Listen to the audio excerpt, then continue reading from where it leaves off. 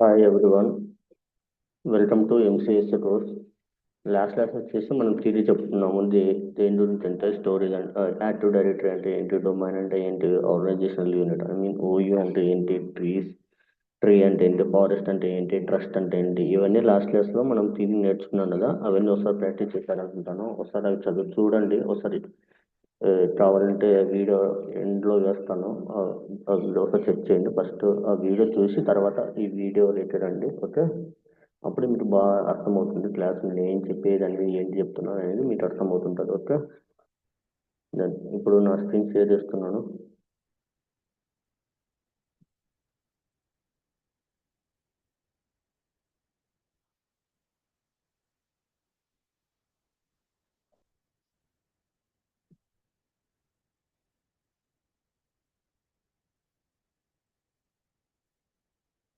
ఈరోజు వచ్చేసి మనం ఏమేమి నేర్చుకుంటామంటే, మన ఈరోజు క్లాస్లో మనకు కూడా ఈరోజు కూడా కొంచెం థియరీ చెప్తాను. నెక్స్ట్ క్లాస్లో ప్రాక్టికల్ చెప్తాను. ఈరోజు వచ్చేసి థియరీ ఏం థియరీ నేర్చుకున్నాం అనేది చూద్దాం ఈరోజు. ఓకే, మనం డొమైన్ కంట్రోలర్ అంటాం కదా. అసలు డొమైన్ కంట్రోలర్ అంటే ఏంటి, అసలు డొమైన్ అంటే తెలిసిందే. నేను డొమైన్ అని చెప్పాను. డొమైన్ కంట్రోలర్ అంటే ఏంటంటే చెప్తాను.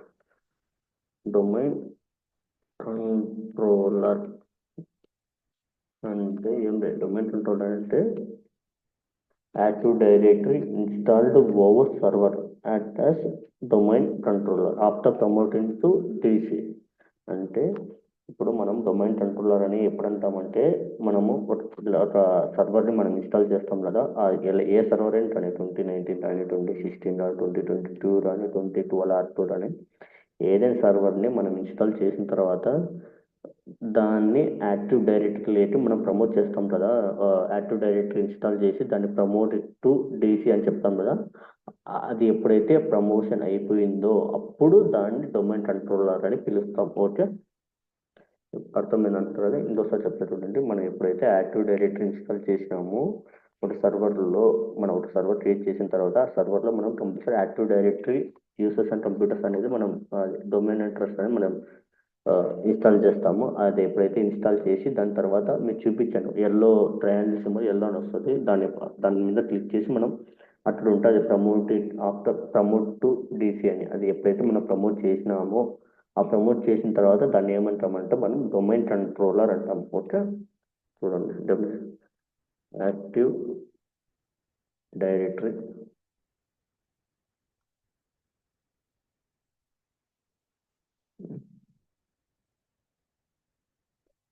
Active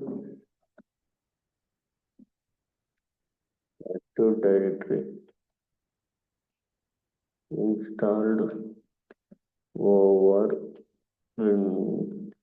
Windows server act as domain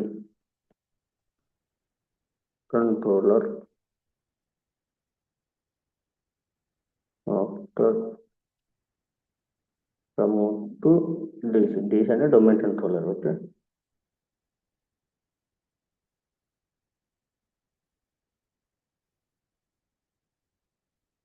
అర్థమైంది కదా. After active directory installed over Windows server act as domain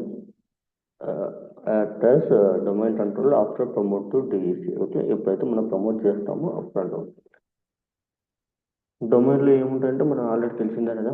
domain కంట్రోల్లో ఏమి ఉంటాయి, డొమైన్స్ ఉంటాయి. డొమైన్స్లో మనం ఏముంటాయంటే యూసర్స్, కంప్యూటర్స్, ఆబ్జెక్ట్స్, డివైసెస్, వీటన్నిటిని యాజ్ ఎ డొమైన్లో మనం చెప్తాం. ఓకే, ఈ డొమైన్ కంట్రోల్ ఏం చేస్తుందంటే ఈ domain control it controls the use objects as a domain.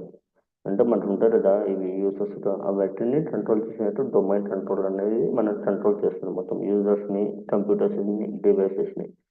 Okay, ఇక్కడ active directory install over Windows server. ఆ విండోస్ సర్వర్ ఏమేమి కావచ్చు అంటే 2012 R2 కానీ 2016 కానీ 2019 కానీ 2022 కానీ ఏది వచ్చినా సరే మనము ఆ విండోస్ సర్వర్ని ఇన్స్టాల్ చేసిన తర్వాత దాన్ని ప్రమోట్ చేస్తే, యాక్టివ్ డైరెక్టరీని ఇన్స్టాల్ చేసి దాన్ని ప్రమోట్ చేసామంటూ దాన్ని డొమైన్ కంట్రోలర్ అని అంటాము. ఓకే, మీకు అర్థమైంది అనుకుంటాను ఈరోజు. ఓకే, నెక్స్ట్ నెక్స్ట్ ఇంపార్టెంట్, ఇది చాలా ఇంపార్టెంట్ అండి, చూడండి కంపల్సరీ ఇంటర్వ్యూలో అడుగుతారు. ఏంటంటే పేజ్ 5. ఓకే, ఏంటండి page 5.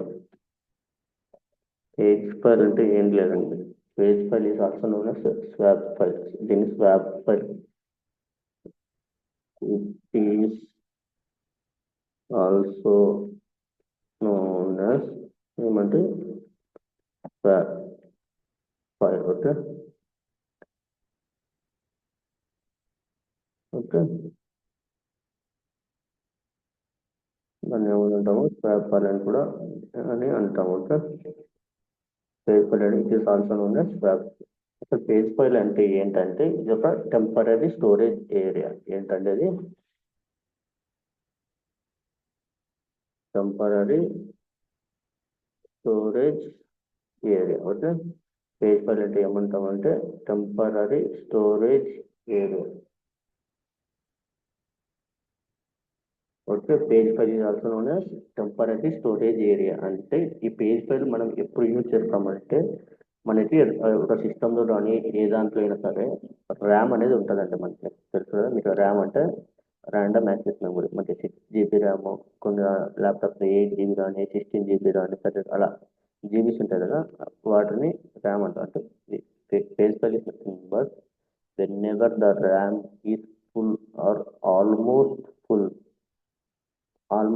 less used applications are transferred to a temporary storage area which is nothing but page file. అర్థమైంది అంటారండి.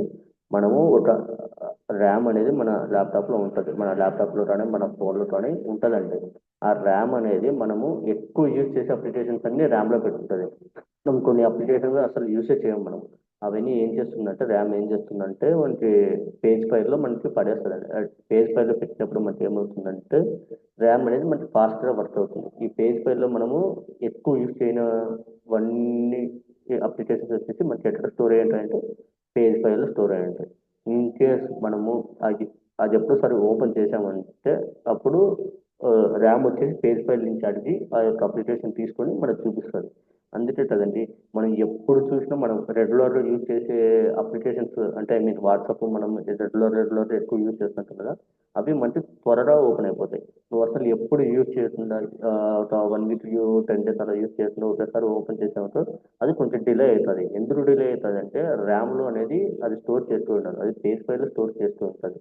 ఆ పేజ్ ఫైల్ నుంచి మనకి ర్యామ్లో ట్రాన్స్ఫర్ చేసి ర్యామ్ అనేది మనకు చూపిస్తుంది. ఇది చూపిస్తే కొంచెం ఆ, అది త్వరగానే అయిపోతుంది, బట్ ఫ్రాక్షన్ ఆఫ్ సెకండ్స్ అయి ఉంటాయి కదా, మిల్లీ సెకండ్స్, ఆ టైం అనేది తీసుకుంటుంది నార్మల్ ఉండే ర్యామ్కి పేజ్ ఫైల్కి. ఓకే, పేజ్ ఫైల్ అంటే ఏంటంటే అది చెప్తా చూడండి.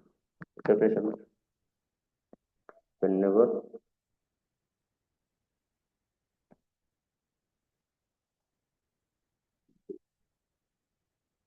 RAM is full or almost full, less use stations or stations in RAM are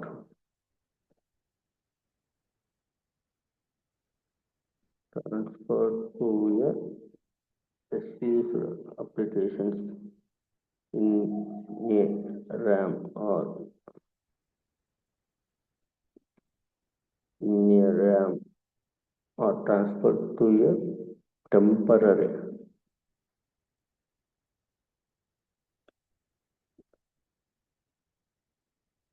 storage area or virtual storage area అలా కూడా చెప్పచ్చు. టెంపరీ అని చెప్పచ్చు,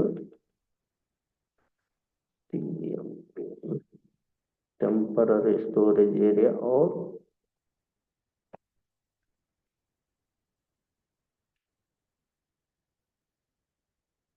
virtual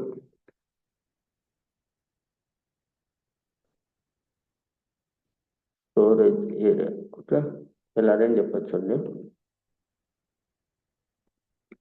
temporary virtual storage area. whenever RAM is full or almost full, let's use applications in transfer to a temporary storage area. Okay, is known as page file. Okay, అర్థమైన తర్వాత ఇప్పుడు ఏంటంటే page file అంటే ఏంటంటే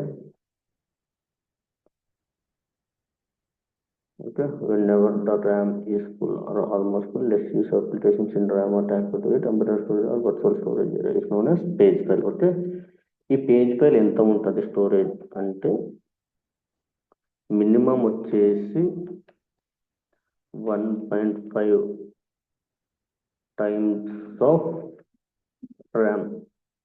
okay, next maximum వచ్చేసి 3 times of RAM అనేది ఉంటుంది. Okay, అర్థమైంది కదా. పేజ్ ఫైల్ స్టోరేజ్ అదే పేజ్ ఫైల్ ఎంత కెపాసిటీ అంటే దానికి ఉండేది వచ్చేసి ఇప్పుడు ర్యామ్ అంటే మనకి 6 GB అలా ఉందనుకో, దాన్ని 1.5 times చేసి ఎంత వస్తుందో అంత ఉంటుంది. ఏదన్నట్టు పేజ్ ఫైల్ అది మినిమం అండి.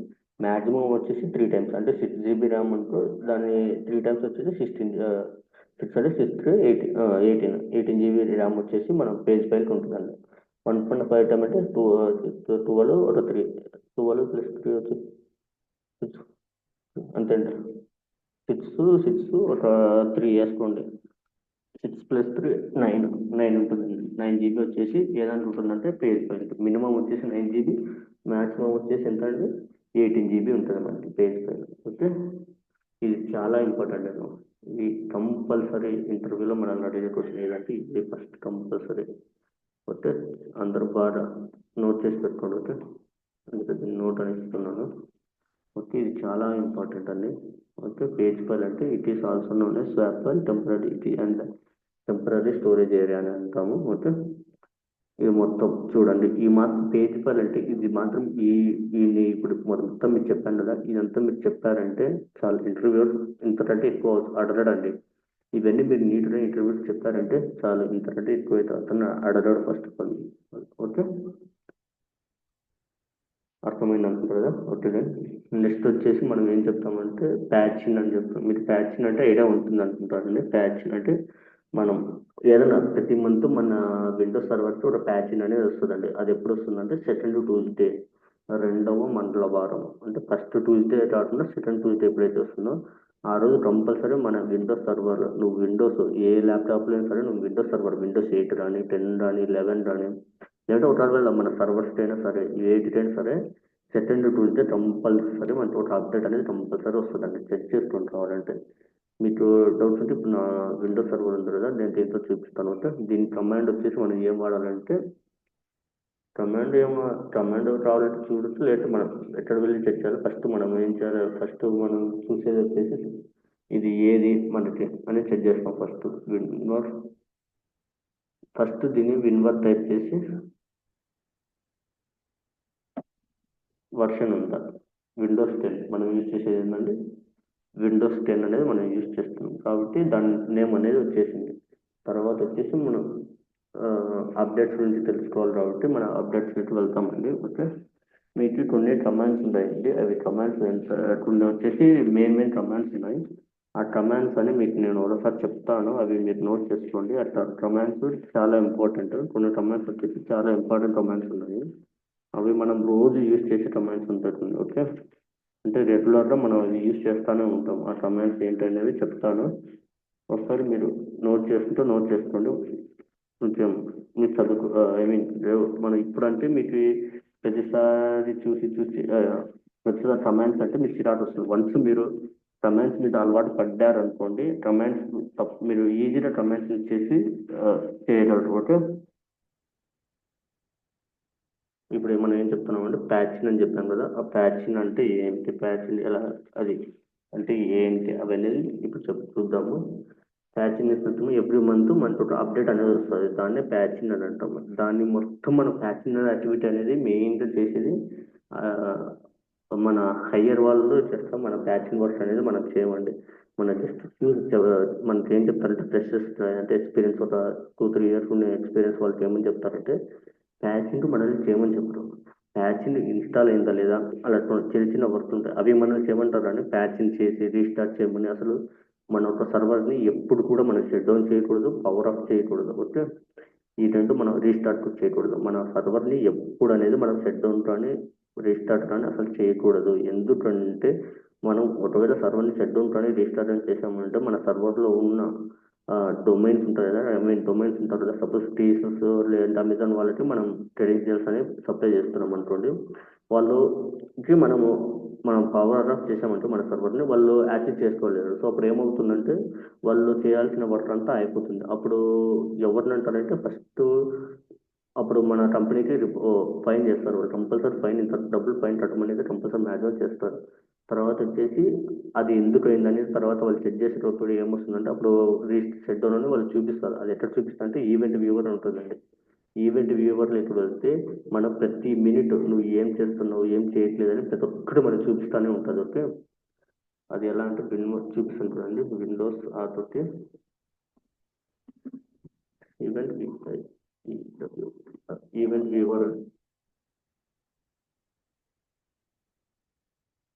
ఈవెంట్ వ్యూవర్ అని ఉంటుందండి ఒకటి.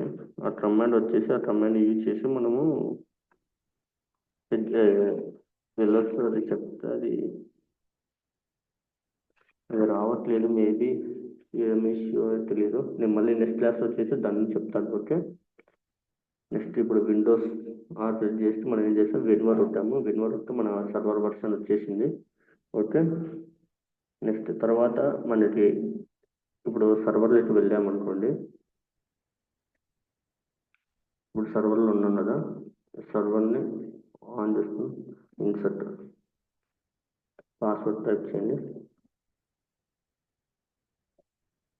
చేశాం కదా, ఇప్పుడు మనము ఇక్కడ మనం ఏం చేస్తున్నామంటే నేను వచ్చేసి ఇప్పుడు ఎక్కడ చేస్తున్నానండి, విండోస్ ఆర్ ఎక్కడ ప్రెస్ చేశాను, సర్వర్లో ప్రెస్ చేశాను. మన ల్యాప్టాప్లో రాకుండా సర్వర్ ఓపెన్ చేసాం, సర్వర్లో మనం సర్వర్లో ప్రెస్ చేసినామా ల్యాప్టాప్లో ప్రెస్ చేసినామా డిఫరెన్స్ తెలుసుకోండి ఎప్పుడు సార్. ఓకే, మన సర్వర్లో ప్రెస్ చేస్తే మనకి ఇక్కడ వస్తుందండి, చూడండి ఎక్కడ వస్తుంది, ఇక్కడ సర్వర్లోనే మనకి చూపిస్తుంది. ఒకవేళ నువ్వు మన పర్సనల్ ల్యాప్టాప్లో ప్రెస్ చేసినామనుకో ఇక్కడ ఇలా క్లిక్ చేసి ఇప్పుడు విండోస్ ఆర్ ప్రెస్ చేస్తే ఇక్కడ మనకి వస్తుంది. ఓకే, ఇలా వస్తుంది. మన సర్వర్లో ప్రెస్ చేస్తే మన సర్వర్లోకి వెళ్ళి విండోస్ ఆర్ అని ప్రెస్ చేసామంటే ఇక్కడ వస్తుంది, ఓకే ఉంటుంది. సర్వర్ వర్షన్ వచ్చింది అనుకుంటారు కదా, ఓకే వచ్చింది. నెక్స్ట్ అదొక కమాండ్ అండి, విన్వర్ అనేది ఒక కమాండ్. ఓకే, తర్వాత నెక్స్ట్ వచ్చేసి నెక్స్ట్ కమాండ్ ఏంటంటే dsa.msc టైప్ చేయండి. ఏమొచ్చిందండి, active directory users and computers. ఇది అనేది మనకి ఈ కమాండ్ యూజ్ చేయడం వల్ల వచ్చింది. ఓకే, అది అలా డైరెక్ట్ కమాండ్ యూజ్ చేయొచ్చు, లేదంటే ఇక్కడ టూల్స్ లోకి వెళ్తే రైట్ సైడ్ చూడండి టూల్స్ అని ఉంటుంది. టూల్స్ లోకి వెళ్తే ఇక్కడ చూడండి active directory users and computers, ఇక్కడ దీన్ని ఓపెన్ చేసిన అదే వస్తుంది. లేకపోతే Windows button plus R set చేసి డిఎస్ఏ చూడండి, DESA.MSC చేసి ఎంటర్ చేయండి, ఓపెన్ అయిపోతుంది. ఇదొక కమాండ్. ఓకే, అదొకటి. తర్వాత మనం ఇక్కడ ఇవి రెండు బేసిక్స్ అండి. తర్వాత ఎంఎస్ ఇన్ఫో చూస్తే ఒకటి మన ఎంఎస్ ఇన్ఫో 32 చేయండి. ఇన్ఫర్మేషన్ మన సర్వర్ ఏంటి, సర్వర్ మొత్తం ఇన్ఫర్మేషన్ ఇక్కడ మనకు ఉంటుందండి. చూడండి ఓఎస్ మ్యానుఫ్యాక్చర్, ఇప్పుడు మైక్రోసాఫ్ట్ కార్పొరేషన్, సిస్టమ్ నేమ్ ఏంటి, అమెజాన్ నుంచి ఉంటుంది, సిస్టమ్ మ్యానుఫ్యాక్చర్ బిఎం వేరు. ఓకే, సిస్టమ్ టైప్ ఏంటి, ప్రాసెసర్ ఏంటి, ఇంటెల్ అని చెప్పాను కదా, అది ప్రాసెసర్. అవి వచ్చేసి వర్షన్స్ 2 చెప్పారు.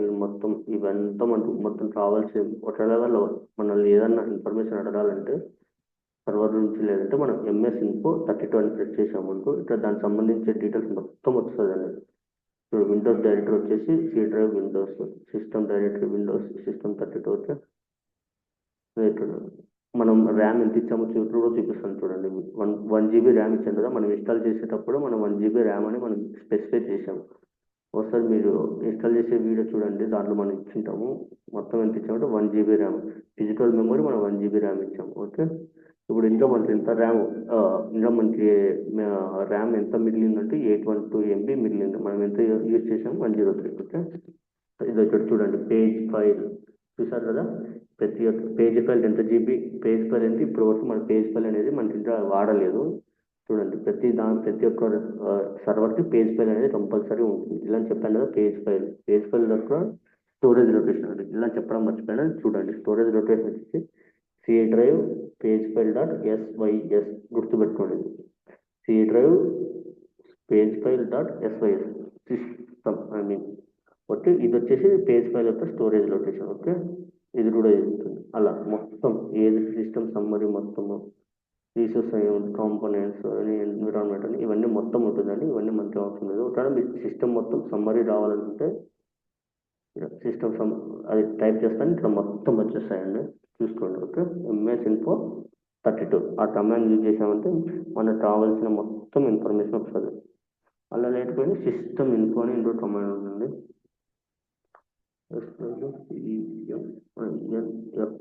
System info. Okay, system information మొత్తం వచ్చేస్తాయి. ఇది మన కమాండ్ లైన్ చేయొచ్చు, లేదంటే ఇలా చేయొచ్చు.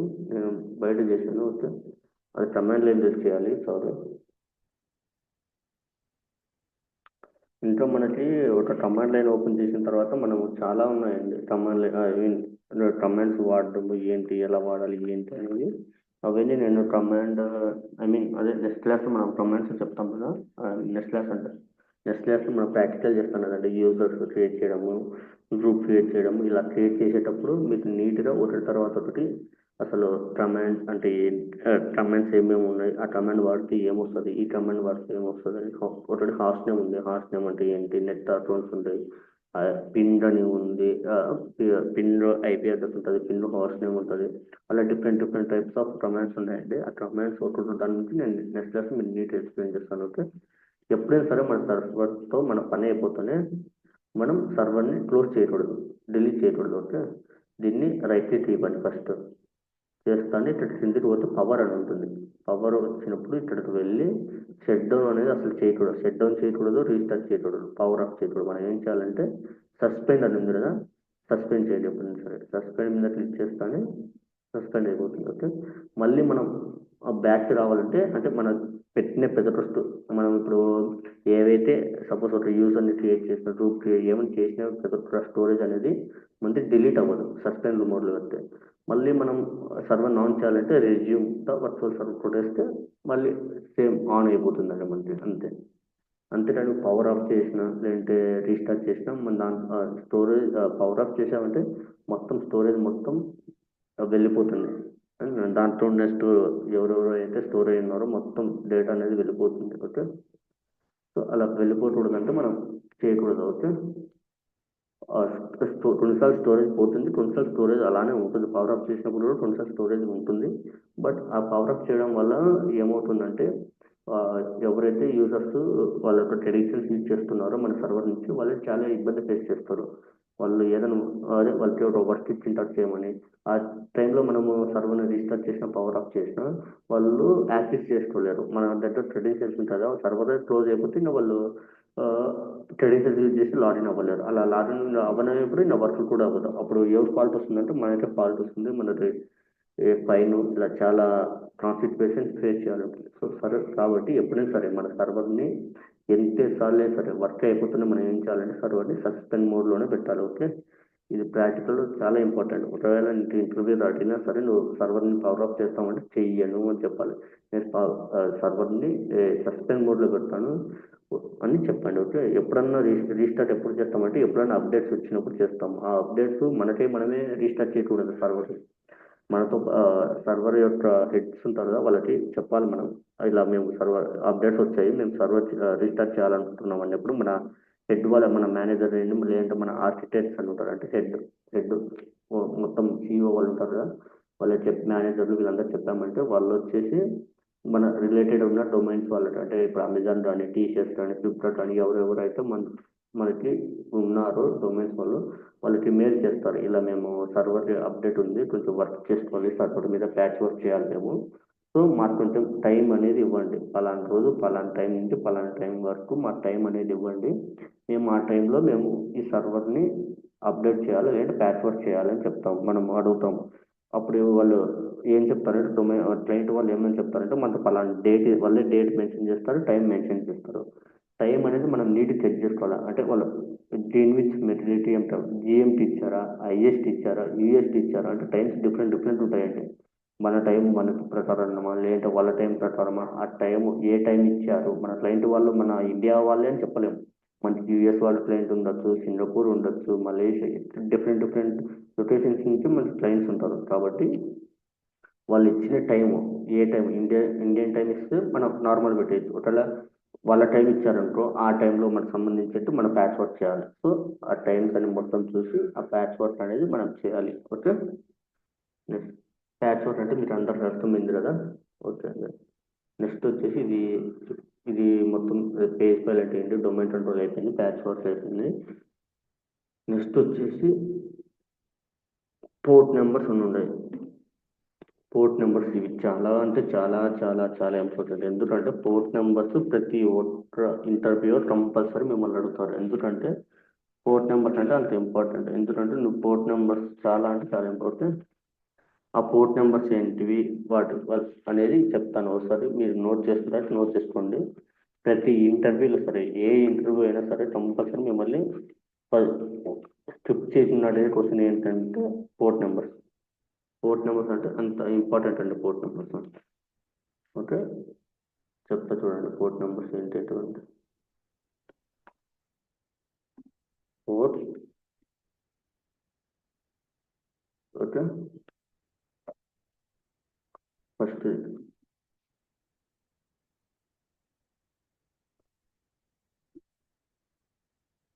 53 చేసి 53 పోర్ట్ నెంబర్స్ 53 వచ్చేసి డిఎన్ఎస్ అంటే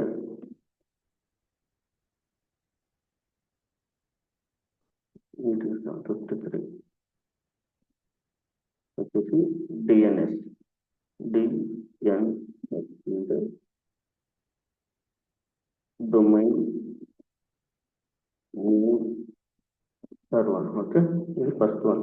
53 అంటే ఏంటంటే డొమైన్ నేమ్ సర్వర్. ఓకే, 53 అంటే ఏంటంటే డొమైన్ నేమ్ సర్వర్, ఇదొకటి. నెక్స్ట్ 135. ఓకే, 135 వచ్చేసి ఆర్పిసి. ఓకే, ఆర్పిసి అంటే remote procedure clock.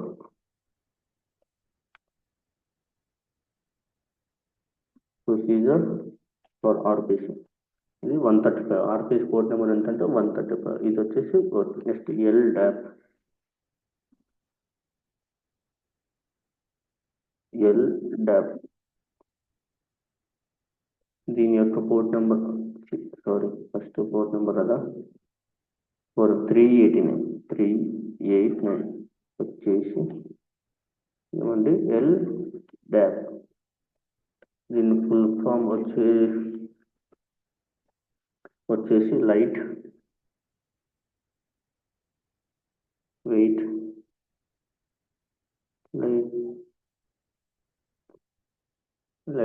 Directory access protocol. Light weight directory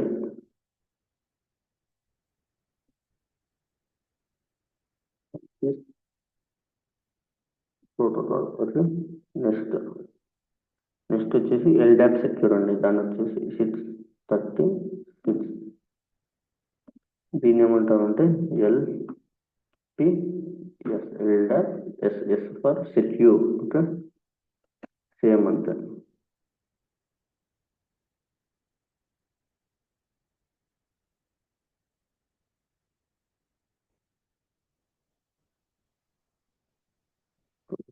secure ఇక్కడ ఏమొస్తుందంటే సెక్యూర్.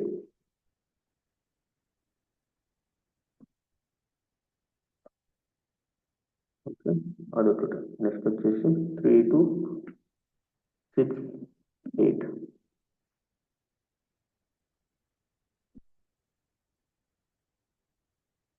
గ్లోబల్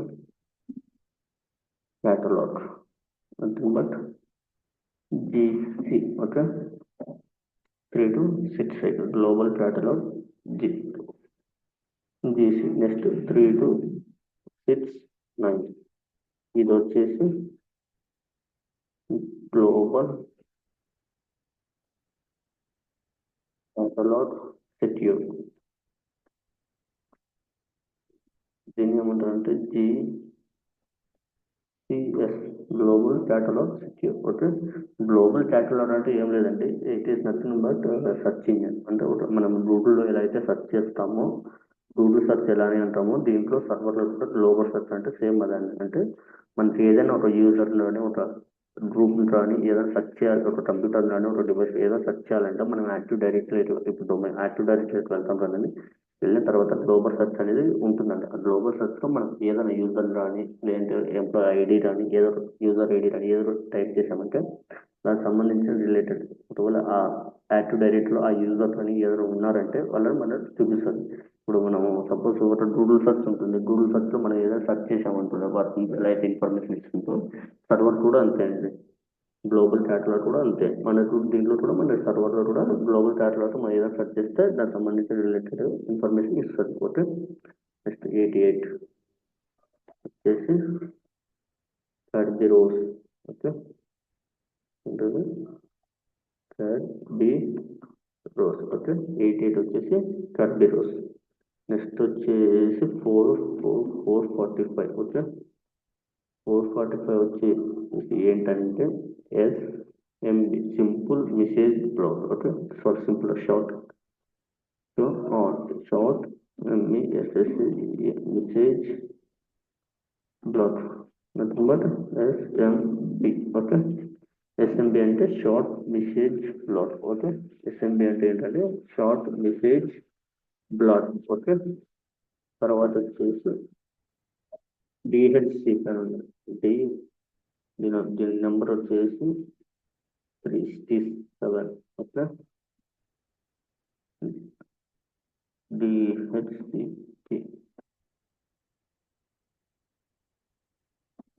DHCP లాస్ట్లో చెప్తాను, వాటి రెండు వస్తాయి, ఓకే. నెక్స్ట్ వచ్చేసి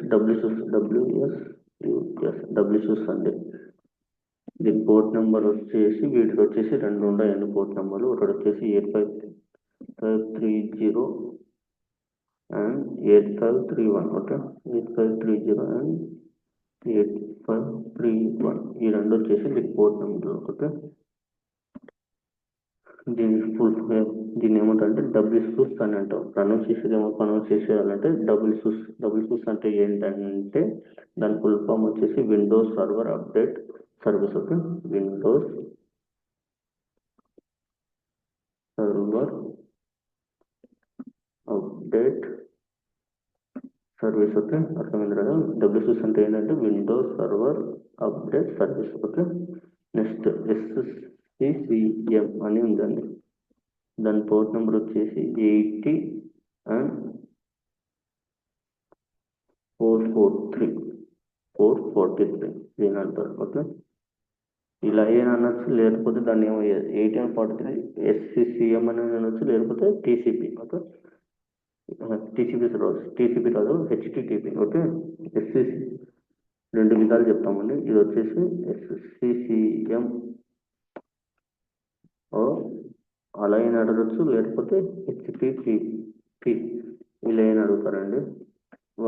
అంటే ఏంటంటే SCCM అంటే వచ్చేసి system centre configuration manager, okay. System centre configuration manager, okay. ఇది నెక్స్ట్ HTTP అంటే hyper text transfer protocol, okay. Hyper text transfer protocol, okay. చూసారు కదా 8043 SCCM TCP, ఓకే. అంటే ఏంటి SCCM అంటే system centre configuration manager. HTTP అంటే hyper text transfer protocol. Okay, వీటి యొక్క పోర్ట్ నెంబర్ ఏంటంటే 80 and 43. 80 and SCCM అన్నా 8443 రెండు కలిపి చెప్పాలి. HTTP అన్నా సరే 80 and 443 రెండు కలిపి చెప్పాలి. ఓకే, దెన్ నెక్స్ట్ ఇంకోటి వచ్చేసి RDP అని ఉందండి, 3389. ఇది వచ్చేసి RDP అంటే రిమోట్ డెస్క్టాప్ ప్రొసీజర్.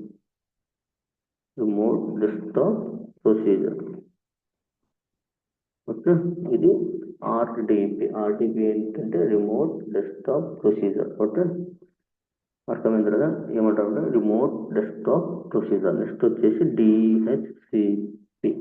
ఇందులో రెండు ఉన్నాయండి, ఏంటి అంటే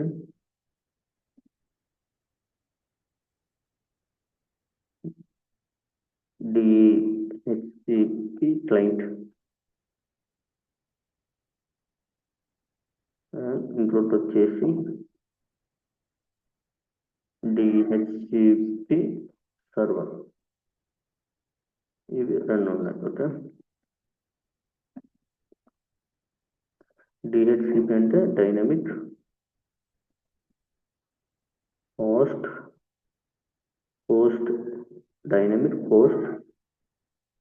కాన్ఫిగరేషన్ ప్రోటోకాల్.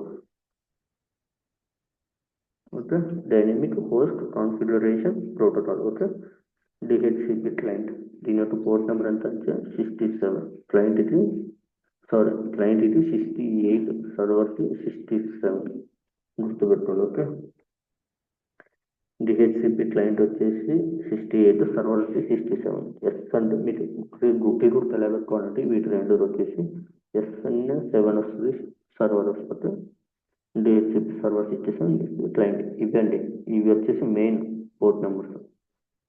ఇవి చాలా అంటే చాలా ఇంపార్టెంట్ అండి. ఇంటర్వ్యూ కంపల్సరీ ఇవి మనల్ని అడుగుతారు. సో అందరూ జాగ్రత్తగా ఇవి నోట్ చేసి పెట్టుకోండి. ఓకే,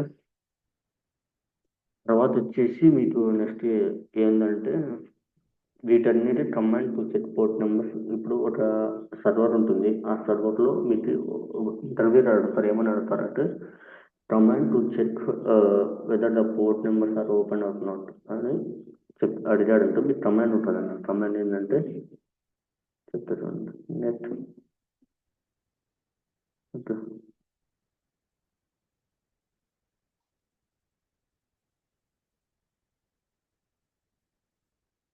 రాస్తుంది, netstat space -am. Okay, ఈ కమాండ్ ఏదాన్ని యూజ్ చేస్తామంటే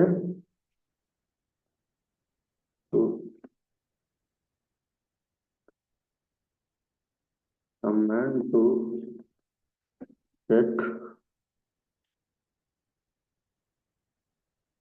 port open or not. Okay, open or not అంటే విచ్ ఆర్ ఓపెన్ అంటే ఏవైనా ఓపెన్ అయి ఉన్నాయా లేదా అని చెప్పేదాన్ని విచ్ ఆర్ ఓపెన్. అంటే ఈ కమాండ్ మనము వచ్చి నెట్ స్టాట్ -af అని కొట్టానంటే సర్వర్ టర్మినల్లో మనకు తెలుసు కదా, కమాండ్ ప్రాంప్ట్ ఓపెన్ చేసి ఈ యొక్క కమాండ్ని మనం టైప్ చేసామంటే ఏవేవి కమాండ్స్ అయితే ఓపెన్లో ఉన్నాయో కమాండ్స్ మొత్తం మనకు లిస్ట్ చూపిస్తుంది. ఓకే, ఇది చాలా ఇంపార్టెంట్ అండి. ఈ కమాండ్ ఇంటర్వ్యూ అడ్రస్ చెప్పలేము, మ్యాక్సిమం అడిగే ఛాన్సెస్ ఉన్నాయి ఈ కమాండ్ని. Okay, netstat space -am. Okay, గుర్తుపెట్టు. ఓకేనా, ఇంతే అండి పోర్ట్ నెంబర్స్. చూడండి, తిప్పి రొట్టు 10, 15 కూడా 1, 2, 3, 4, 5, 6, 7, 8, 9, 10, తిప్పి రొట్టు 15 కూడా లేవండి. ఈ 15 గంట బట్టి నిద్రలో లేబడినా సరే మీరు చెప్పే విధంగా ఉండాలండి. ఇవి చెప్తే సరిపోతుంది. ఇవి చెప్తే కంపల్సరీ ఇందులో ఒక క్వశ్చన్ కంపల్సరీ ప్రతి ఇంటర్వ్యూలో కంపల్సరీ అడుగుతారండి. సో కాబట్టి ఇవి కొంచెం బాగా నీట్ చదివి పెట్టుకోండి. మనం మొత్తం సర్వర్లు ఈ కమెంట్స్ తప్ప ఇంకేం వాడడం. మెయిన్గా మనం యూజ్ చేసే కమెంట్స్ వచ్చేసి ఈ యొక్క 12 or 15 ఉన్నాయి. ఇవి ఒక్కటే మెయిన్ కమెంట్స్ అండి. ఓకే, వాళ్ళు అడుగుతారు పోర్ట్ నెంబర్ ఫర్ డిహెచ్సిపి అంటారు. డిహెచ్సిపి అంటే డిహెచ్సిపి సర్వర్ చెప్పాలా, క్లయింట్ చెప్పాలా. ఒకవేళ పోర్ట్ నెంబర్ ఫర్ ట్రాన్స్మిటర్స్ అంటారు. పోర్ట్ నెంబర్ ఫర్ గ్లోబల్ ట్రాక్లర్ అంటారు. ట్రాక్లర్ అంటే 3 to 6 చెప్పాలి. గ్లోబల్ ట్రాక్లర్ ఆఫ్ సెక్యూర్ అంటే 3 to 6 అని చెప్పాలి. అలా ఎల్డాబ్ అంటే 389 చెప్పాలి. ఎల్డాబ్ సెక్యూర్ అంటే 636 అని చెప్పాలి. ఇలా డిఫరెంట్ ఉన్నాయండి. ఒకసారి చూసి బాగా నీట్గా ఒకసారి ఒకటి రెండు సార్లు మీరు బాగా చదువుకోండి, ప్రాక్టీస్ చేయండి, బాగా నీట్గా గుర్తుండిపోతాయి. ఇవి పెద్ద కష్టమేం కాదు, చాలా ఈజీ. ఓకే ఓకే అండి. ఈరోజు ఏమేమి టెస్ట్ చెప్తున్నాము మనకి అంతా ఐడియా ఉంది కదా. పోర్ట్ నెంబర్ చెప్తున్నాము, డొమైన్ కంట్రోలర్ అంటే ఏంటని చెప్తున్నాము, కమాండ్స్ చెప్తున్నాము. నెక్స్ట్ క్లాస్ కూడా చెప్తాను కమాండ్స్ రిలేటెడ్. తర్వాత ప్యాచ్ వర్క్ అంటే జస్ట్ చెప్పాము. ఏంటి ప్యాచ్ వర్క్ అంటే చెప్పాను. తర్వాత పేజ్ ఫైల్ అంటే ఏంటని చెప్పాను. ఓకే ఇవి